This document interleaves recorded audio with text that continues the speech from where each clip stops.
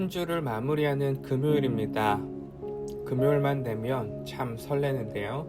오늘도 하나님께서 주신 일상을 잘 마무리하고 우리에게 다가올 예배의 날을 준비할 수 있는 귀하고 복된 날이 되길 주님의 이름으로 축복합니다. 오늘 먼 곳에서 생일을 맞이하신 분이 계십니다. 백지영 집사님 생일인데요. 생일을 축하드립니다. 서로 조금 멀리 떨어져 있지만 빛속은 공동체의 사랑을 받고 행복을 누리는 귀하고 복된 생일이 되기를 주님의 이름으로 축복합니다. 오늘 함께 나눌 말씀은 데살로니가 전서 4장 13절부터 18절 말씀입니다.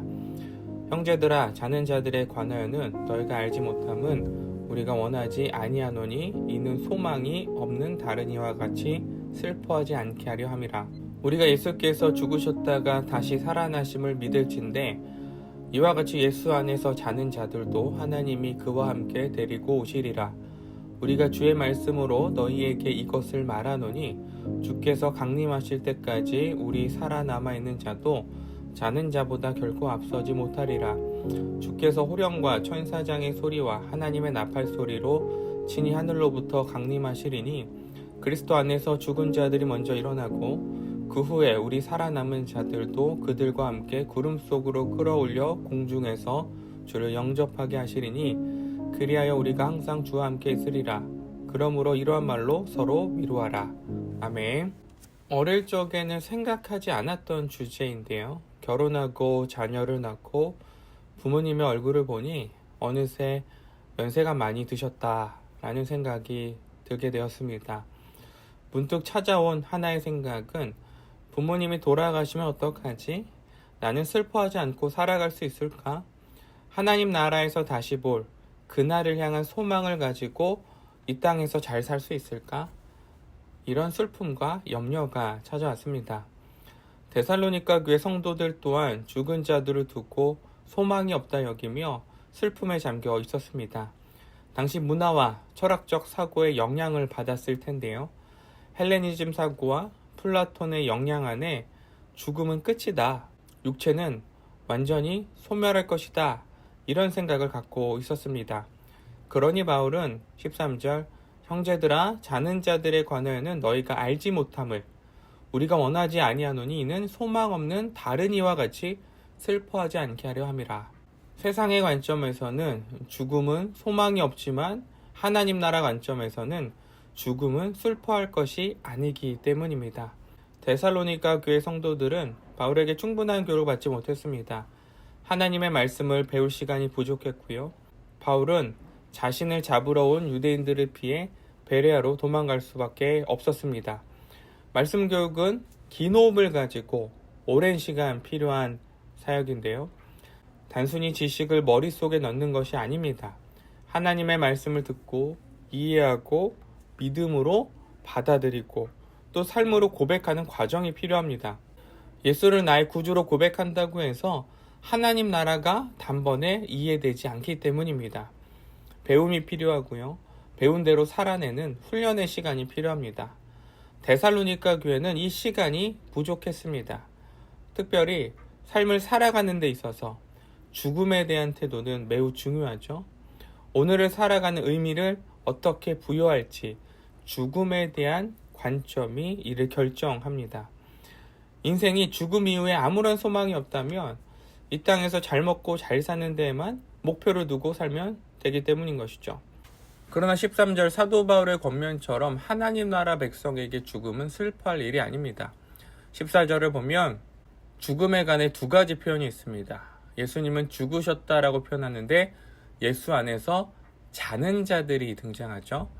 예수님은 우리가 받을 죄와 형벌을 대신 받으셨습니다. 죄의 대가는 죽음이었죠. 우리가 받아야 할 죄의 대가, 죽음을 십자가에 달려 대신 짊어지셨습니다. 그러나 예수 안에 있는 자들은 예수님께서 우리가 받아야 할 죄의 형벌을 대신 받으셨기 때문에 죽는 것이 아니라 자는 것입니다. 죽음이 끝이 아니라는 것이죠. 회복이 전제되어 있는 죽음입니다. 그러니 예수 안에 있는 자들은 죽음을 슬퍼할 이유가 없는 것이죠. 예수 안에 있는 자들이 가져야 될 소망은 이후 말씀에서 사도 바울이 설명해 줍니다. 15절 16절을 보면 죽음 이후 예수님께서 이 땅에 다시 오실 것입니다. 그런데 그때 살아있는 자들도 있겠죠. 예를 들어 내일 아침 6시에 새벽 예배를 드리고 집에 가는데 영신여고 운동장에 예수님께서 오셨습니다. 이때 살아있는 자들, 새벽 예배 참석하시는 분들은 예수님을 맞이하겠죠. 그럼 먼저 죽은 자들, 이들은 나중에 예수님을 영접하게 되는 것일까요? 바울은 그렇지 않다라고 말합니다. 살아있는 자나 죽은 자나 예수님의 재림 앞에 모두 동등하다는 것이죠. 그런데 16절에 보면 호령과 천사장의 소리, 하나님의 나팔 소리가 등장합니다. 이때 누가 먼저 일어납니까? 그리스도 안에서 죽은 자들이 먼저 일어납니다. 예수님 이 땅에 다시 오시면 그리스도 안에서 죽은 자들이 먼저 부활합니다. 산자들보다 부활의 영광을 먼저 맛보는 것이죠. 왜냐하면 그들은 죽음을 맞이할 때까지 예수 안에서 믿음을 지킨 자들이기 때문입니다. 그러니 부활의 영광을 먼저 누릴 특권이 있는 것이죠. 그래서 그리스도인들은 죽음을 슬퍼하거나 두려워하지 않을 수 있는 것입니다. 이 땅을 살아가면서 내가 주 안에 있어야 하는지 주 밖에 있어야 되는지 고민하고 갈등하는 순간들이 찾아올 것입니다. 믿음을 지키는 것이 무슨 의미가 있나? 이 세상에서 누릴 수 있는 것들을 모두 즐겨야 후회하지 않은 인생이 아닐까? 유혹이 들기도 하죠. 그러나 예수님을 믿든 안 믿든 이 땅의 것들은 누구나 누릴 수 있습니다. 그러나 예수님을 믿지 않으면 우리가 이 땅에서 누리던 모든 것들은 사라집니다. 주 안에 있는 자들은 부활의 영광을 맛보며 예수님을 맞이하지만 주 밖에 있는 자들은 영원한 죽음이 기다리고 있기 때문입니다. 이 소망을 가지고 오늘도 주 안에서 살아가는 빛소금 성도님들이 되시길 주님의 이름으로 축복합니다. 기도하겠습니다. 하나님 감사합니다. 오늘도 주 안에서 부활의 소망을 맛보고 누리는 빛소금 성도님들을 축복합니다. 우리의 목표와 인생의 관점이 이 세상의 것들을 누리는 것에 있는 것이 아니라 잠깐 머물다 갈 오늘의 인생 가운데 그리스도 안에서 살아가는 것이 우리의 참 목표가 되게 하여 주시옵소서. 오늘도 주 안에서 살아갈 빛소금 성도님들을 축복합니다. 오늘도 주 안에서 하나님께서 주신 복된 하루를 누리게 하여 주시옵소서. 감사드리며 예수님의 이름으로 기도드렸습니다. 아멘.